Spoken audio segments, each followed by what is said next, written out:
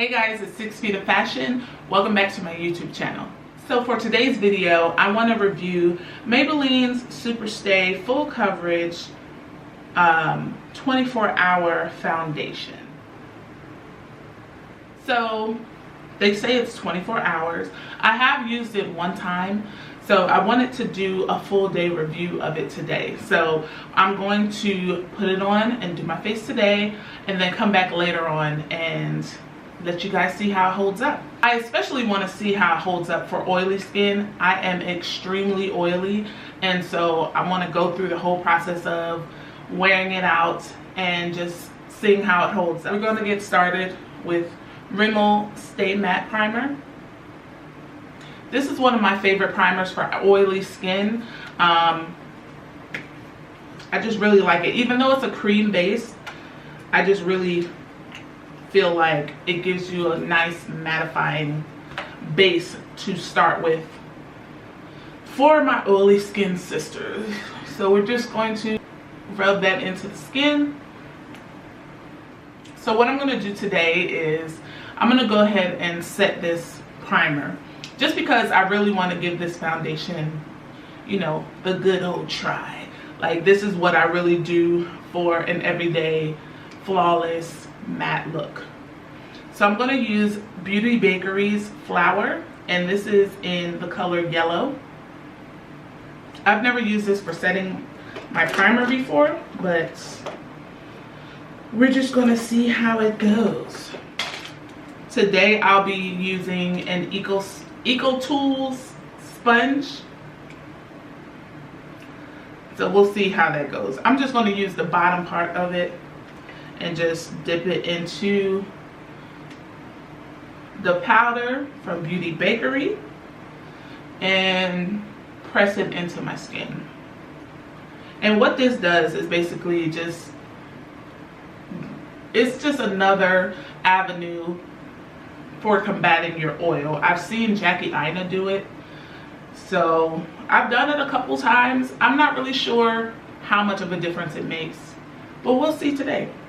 It's not something I do every day, and like I said, I haven't done it with this powder before, but I think any kind of mattifying setting powder will do. So now that that's complete, I'm going to go in with the foundation.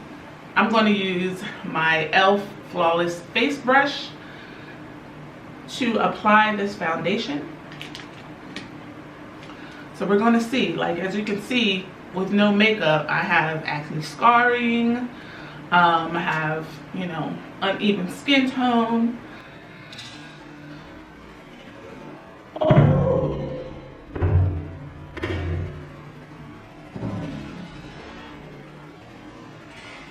So I have the color 330. So I use the Maybelline Fit Me Matte and Poreless Foundation. So I got this in the same color. I used 330 in that color. So I got this in 330 as well. The 330 in the Fit Me is a little bit darker, but I still feel like this is a good color for me. I'm just going to go ahead and apply this to the skin. I'm going to take 2 pumps and just apply it to one side of my face. Oh wow. I think the color is good and the coverage is really, like,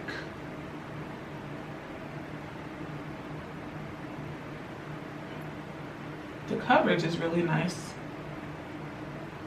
For my full coverage girls, I'm gonna have to go in with another layer, but for one layer, I feel like this is really good coverage.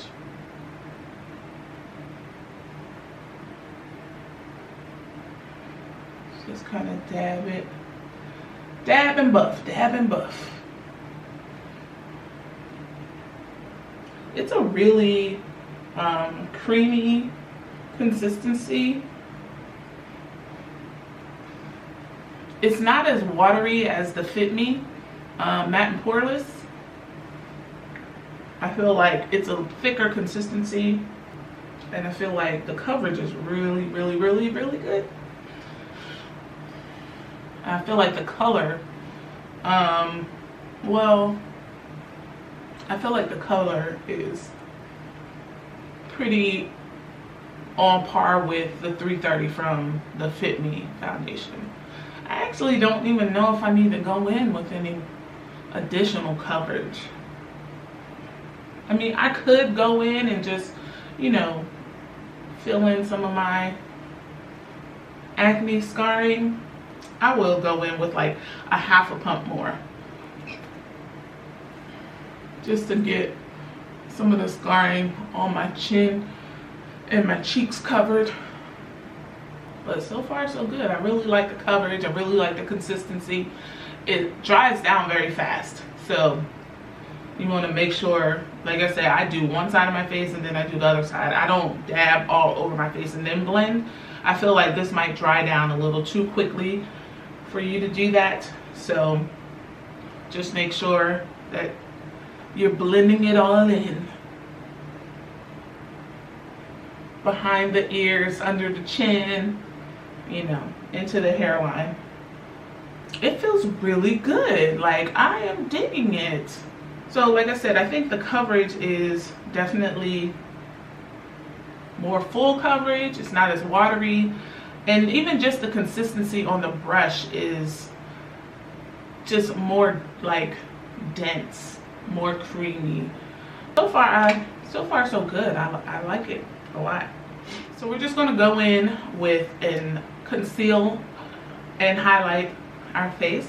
I'm going to use the ColourPop concealer, and this is in the color medium dark 36. I usually use medium dark 40, and that's really like a good, but this is I wanted something a little lighter, so I said I would try this out. And yeah, it's light. It's light. Okay, I'm not opposed to it. I just really love ColourPop's concealers. They're inexpensive. They're like $6, and you really get good coverage out of them. And then we're going to go in and highlight our high points of our face, down our nose, cupid's bow, and our chin. I'm going to spray some water on this EcoTools beauty sponge. Just dampen it up a little bit.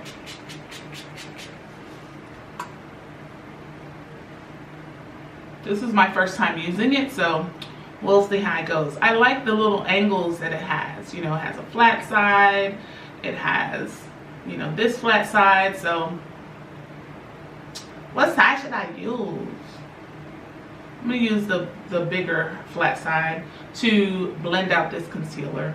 I said in the previous video, I like to let my concealer dry down just a little bit because I feel like it adheres better to my skin and it gives me a little more coverage. Because I'm not color correcting under my eyes, I like to, like I said, just let it dry down just a little bit. We'll go in with the high points first and blend those out.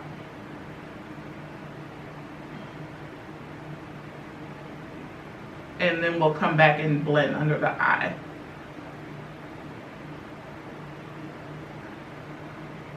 But as you can see already, like, the coverage of this is ridiculous. Full coverage. I like this sponge. It's not as soft as some of the other ones I use, but I do like this angled straight edge to get under your eye with. As again, you can see that concealer is full coverage, and letting it sit and dry down a little bit and then blending it out with a damp beauty sponge is going to allow it to melt into your skin, blend out seamlessly. I really like the color of this concealer. It brightens up my under eye. I like it. So now that that's blended out seamlessly, I'm going to go in with the Crayon Case Chalk Dust in the letter N, and this is the more yellowy color. This is the closest to Sacha Buttercup. So I'm going to use the other flat side of that beauty sponge and dip into the powder and just press it into my skin. Press it into that concealer. And like I said, I like to press it into the concealer to kind of blend it in. And then I go back and add additional powder to bake with.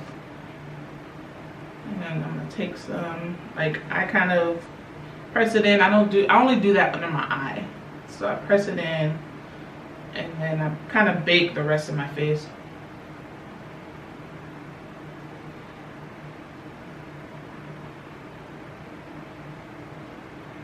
And it's gonna look like a lot, and it probably is a lot. I go a little ham. And that's okay. I just want to make sure any part that I concealed on my face is set with a powder. And I'm going to add a little to the corners of my mouth. I'm not going back into the pot, to the powder. I'm just taking the excess and dabbing around my mouth because I have like creases there. You know, kind of just sets that foundation with a little bit of powder. So while I bake, I like to go in and just do a quick contour. I use the Crayon Case Contour Stitching, I can't ever pronounce this, Contour Stitching Notebook. And I go and use Bricky and Bobby. And I just contour. Add a little bit more color to my face since I powdered so much.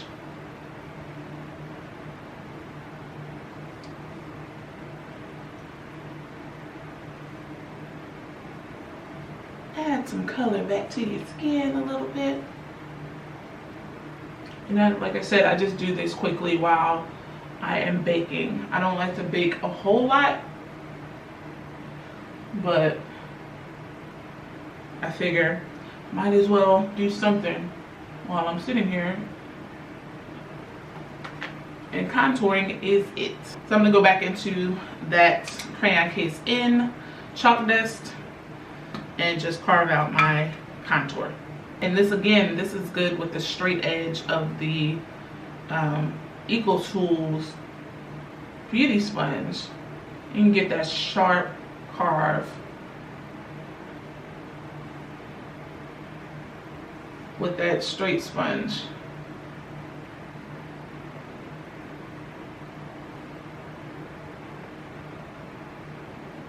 But I'm gonna go ahead and dust off the rest of this powder. This is a Crayon Case Judy brush, which is really soft and fluffy. I like it a lot.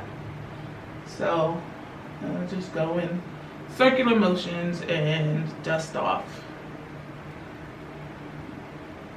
that baking powder. And don't worry if you feel like, oh my gosh, like my face is so yellow, because you know, we're going to go in with a finishing powder and just blend. That'll help just blend all of that together. To just blend in and finish off the look, I go in with Maybelline Fit Me Loose Finishing Powder. And this is in the color 30 Medium Deep. So what I do is just take a big fluffy brush and dip it into the powder and just buff it into my face. This is just adding another layer of protection into your skin. I really love this powder. It just finishes off everything so nicely and blends everything together. So guys, I'm going to finish off the rest of my face, but I just wanted to show you how I apply the foundation. I'm gonna go finish off the rest of my face, do a beads, and then come back again later on in the day so you can see how this foundation performs throughout the day. So I'll be back. All right, hey guys, I'm back. I finished doing my face, and so I set it with some Scandinavia setting spray. So I am going to go throughout the day and see how this foundation holds up for me. Right now it is 1:23 p.m. and so I'm gonna come back in a couple of hours and see how this foundation works out for me throughout the day. But so far so good. I am completely in love with the coverage of the foundation, so we will see how it holds up. I'll be back. Hey guys, I am back. It is about 5:22, so about 4 hours later of wearing this foundation. I have been doing things around the house. I ran out and run some errands and came back and to show you guys the wear of this foundation. Again, this is Maybelline Superstay foundation in the color 330. As you can see in my face, I have a little dewiness going on. I do have oily skin, so my T-zone is mainly what is getting oily. I'm getting a little bit of breakthrough with the oil in my T-zone, on my forehead and my smile lines, which I am typically used to. I think going forward, I will try it again with a different primer and a different powder. Today was the first time I had used the Beauty Bakery flour to set my primer and then the crayon case to set this foundation. Usually on a day-to-day basis I use the Sacha Buttercup, so I'm going to try it with that along with my Becca Evermatte poreless mattifying primer. I think that primer with the Sacha Buttercup powder will kind of combat the oil a little better, and again I would concentrate more on baking that powder in my smile lines and making sure that I just bake it a little more in my T-zone. But overall I really like the coverage. I love the coverage. This foundation might actually replace my Maybelline Fit Me. Now I am a stan for Maybelline Fit Me, and I get the same kind of oily breakthrough on this, on the Fit Me Matte and Poreless foundation as well. So I'm not upset about it. I am, like I said, I am loving the coverage of this. Now if I wore this during the like a work day, like for 12 hours or so, I would go in with some blotting sheets and then just blot that oil out and maybe just use a little blot powder on top of that.